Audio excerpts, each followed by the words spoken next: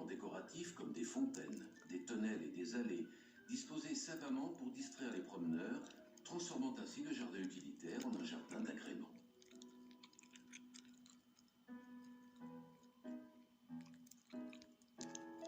À côté se trouve le jardin des Simples. Également jardin traditionnel du Moyen-Âge, il est consacré aux herbes aromatiques, condimentaires et médicinales. Les fragrances qui émanent de ces parterres rappellent les jardins clos des monastères à l'époque médiévale.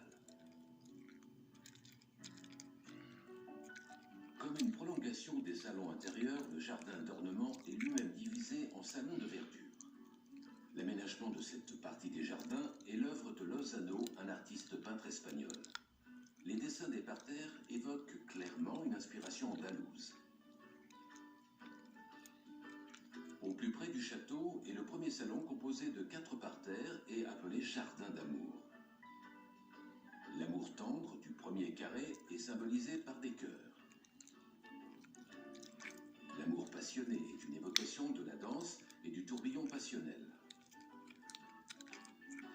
Les 4 éventails de l'amour volage symbolisent la légèreté des sentiments. Enfin, l'amour tragique représente des lames de poignard et des fleurs rouges symbolisent le sang.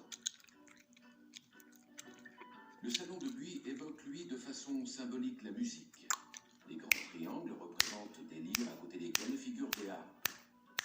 Les topières, des ifs taillés en forme de candélabres qui éclairent la partition musicale, complètent le décor. Comme dans tout jardin, une orangerie permet aussi la culture des plantes exotiques.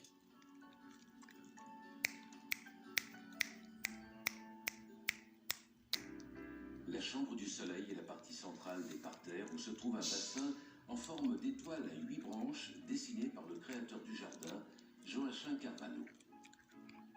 De 1908 à 1918, Joachim Carvalho avait reconstitué les jardins de la Renaissance du château qui avaient été remplacés par un parc à l'anglaise au XIXe siècle.